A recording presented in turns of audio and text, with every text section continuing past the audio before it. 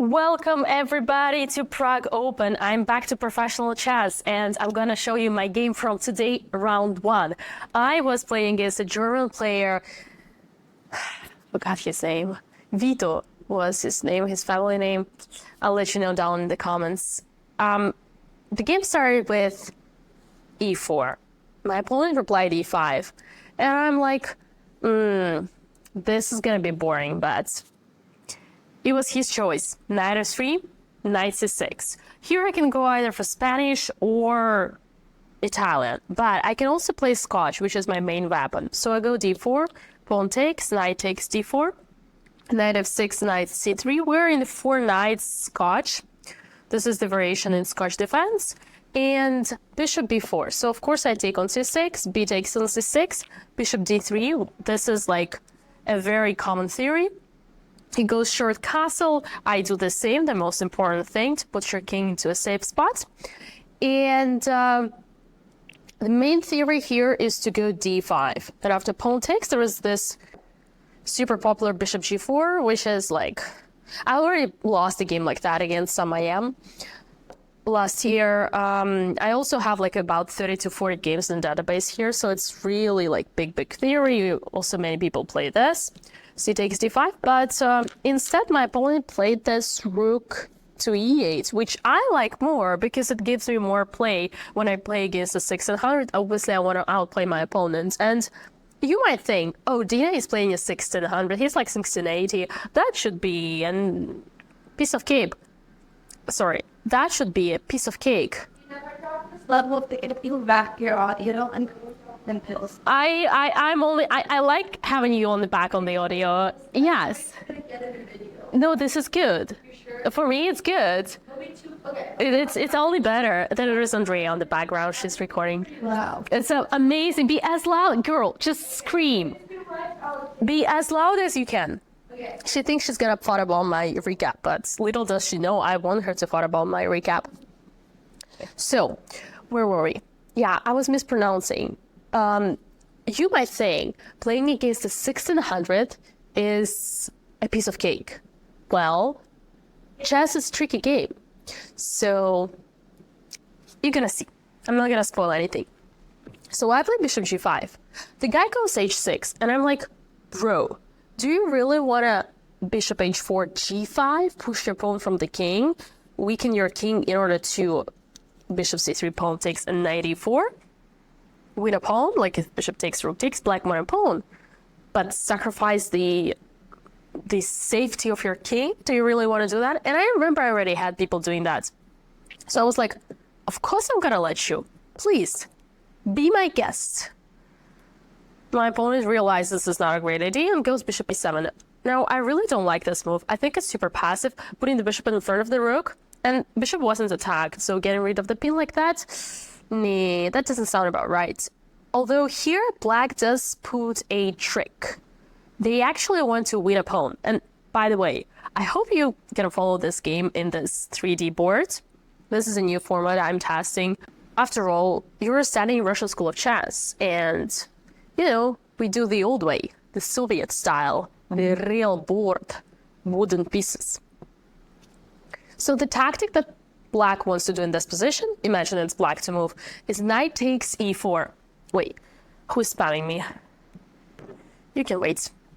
Knight takes e4, and if I take the bishop, then instead of capturing the bishop on e7, knight c3, intermezzo. And if bishop takes queen, then knight takes queen, and if I take the bishop, you take the bishop, and black won the pawn. Complicated, isn't it? Not really. You can make it. Couple of puzzle rushes here and there, and it's gonna be easy for you. Or you can join my online course that I am about to publish. That's a secret, big secret. Russian School of Chess from Dina Belenkaya. Okay, where were we? So yeah, knight wants, like, the threat of black is knight the threat of black is knight takes e4. Do I have something here?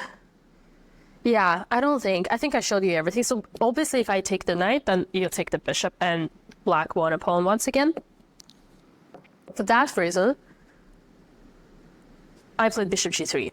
I wasn't sure because in a way, I moved my bishop for the third time. But at the same time, black is passive, so I don't want to trade his pieces. Turned out to be the best move. Here, my opponent came up with something really, really great. Rook b8, attacking the pawn. To give you a little bit of context, this morning I was feeling really under the weather. I even considered taking a bite, but then I was like, I'm a strong woman. I gotta fight for my rights. I gotta do what I planned. So Lord gave mercy on my soul, and I managed to show up at the board and play a great game. But in that moment, I was feeling really, really sick. So I just like played something really fast, which is like usually in this line when you attack the b2, you want to push this pawn. So I played b3. And it turned out to be a terrible blunder. Bishop back to b4, attacking the knight. Now, if I defend with the queen, then I put myself into the pin, and then he plays d5, and after pawn takes, knight takes, I'm a piece down. I don't want that. And there's no other way to save the knight, because my bishop, excuse me, is not on, cannot go to d2 anymore. It's on g3. So I have to play either knight e2 or knight a4. I go for knight a4. Also, this video is not gonna be edited. I'm curious what you're gonna say about the natural Dina style. And by saying that, I do want to remind you not to forget to subscribe and like the video and put the comment down below. Knight a4. Of course, he takes. They say when you're trying to outplay a weaker opponent, you need to go to unbalanced material, which is either you trade bishop for knight or knight for bishop. That's why I decided to give a pair of bishops, which is normally not great objectively, but I'm playing subjective chess. Rook takes a4, and here's c4, of course, because the bishop is there and I want to block them. You hear that? That's Andrea doing her recap. You have to check it out on Bota's live recap channel. Okay, so once again, I do not like my opponent's move here because it's for the 5th time in this game, or I don't remember how many. Actually, 1, 2, 3, 4. For the 4th time in this game, my opponent moves the bishop to e7, blocking the rook. At first, I thought, like, how about I attack it? But then I found a better way. I can go for this by playing queen d2. Queen goes to a5 next, double attack, I win the pawn back. Unfortunately, my opponent saw that, so he played d6. No, actually, he didn't play d6. He played bishop f6. Bishop f6, attacking the rook. Rook d1 to put some pressure. d6, and now queen a5, attacking a7. Now, the unfortunate thing is that I don't really threaten to take the pawn, because I would give activity to my opponent. And that's why he plays rook e2. Well, definitely now, if I take, he takes as well, and then the b3 is weak, and I didn't win a pawn, so this is not in my favor. I don't want to take that. I have to do something.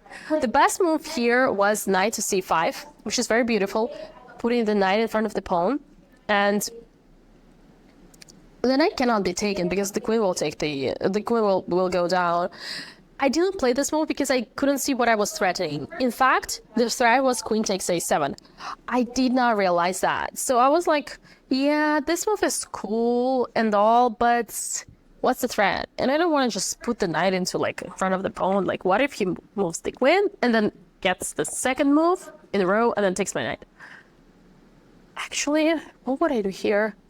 Oh, I guess I would just take this. Yeah, take on a7 and attack the rook. If knight takes, then I take the rook. I guess that was the idea. Well. I didn't do that. Instead, I was like, I have to trade his strongest piece. So rook d2, rook takes d2, queen takes d2. Okay, I'm still fighting.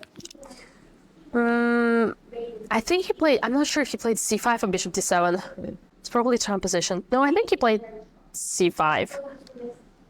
c5. I'm going queen a5. I have to do something like to attack, to scare my opponent because I'm a pawn down. So I'm kind of attacking this. He goes bishop d7, and here I realize in how much trouble I am. Because if I take the pawn, then he just goes... I think he just takes... And if I take with the queen, rook a8. If I take with the pawn, there is still rook a8. So yeah, and then the rook takes, and it's like... Yeah, my opponent is just way too good here. It's like, okay, I'm gonna show you a little bit. Here, you see the rook attacks both pawns, and my pawn structure is, like, this is a pawn island, this is a weak pawn structure. If you follow Russian School of Chess, you know. And then the bishop will come here on d4. This is gonna be an outpost, while my bishop is a complete moron in front of the barrier. I'm sure you're all familiar with those terms. If you are not, you're gonna have to check out my new course about how to play chess. Okay. Where were we? The bishop was here. Oh god, I can hear Andrea. I need to focus. So I think that was the position. I don't take the pawn because I understand what my opponent wants. So instead I developed the rook. First I wanted to play rook d1, but I understood that he's gonna go to d4, and then my rook is just in front of everything. So better to put the rook into the only open file in this position, which is e1. So rook e1. Putting my rook here, bishop d4. This is funny, I'm trying to remember my game mode by heart. I don't see any moves, so I play h3. And here, bishop c6. And I'm like... Did he play bishop c6? No, he didn't play bishop c6. I think he played... No, he didn't play bishop c6. He played rook b4.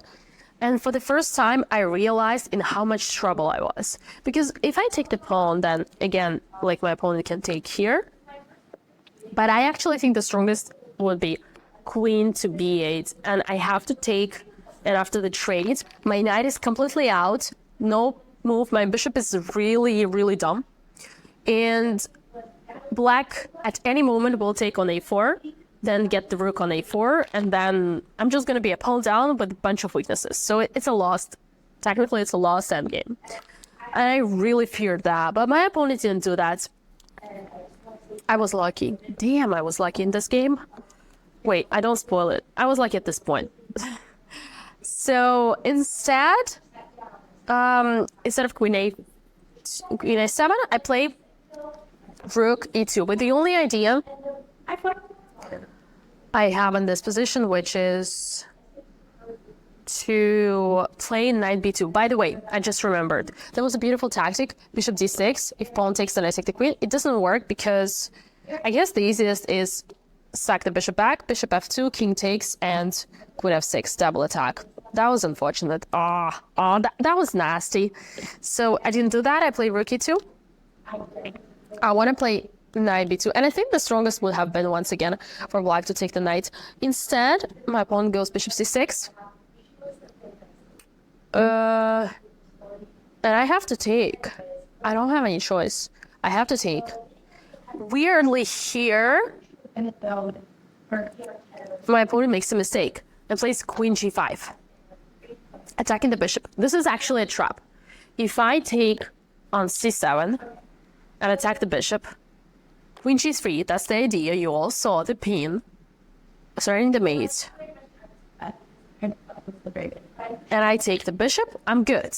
But intermezzo, bishop a4 first, pawn takes, and now queen g3, and black one piece.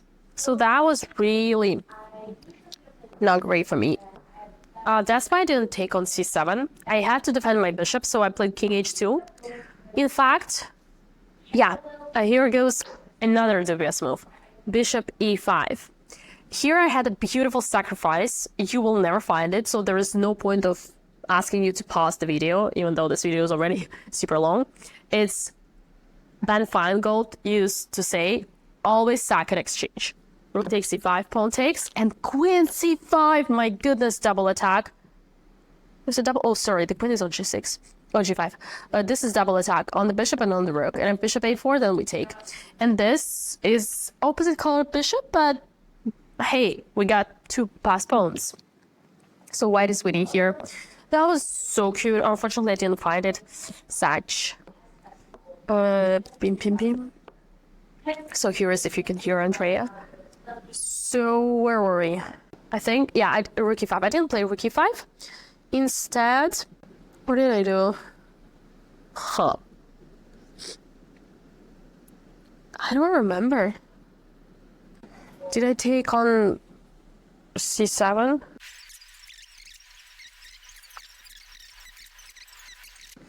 So after queen g5,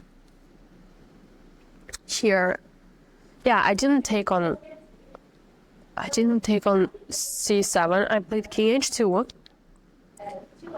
and on bishop e5, yeah, here I had rook e5, but instead I took on c7 because in this position it works already.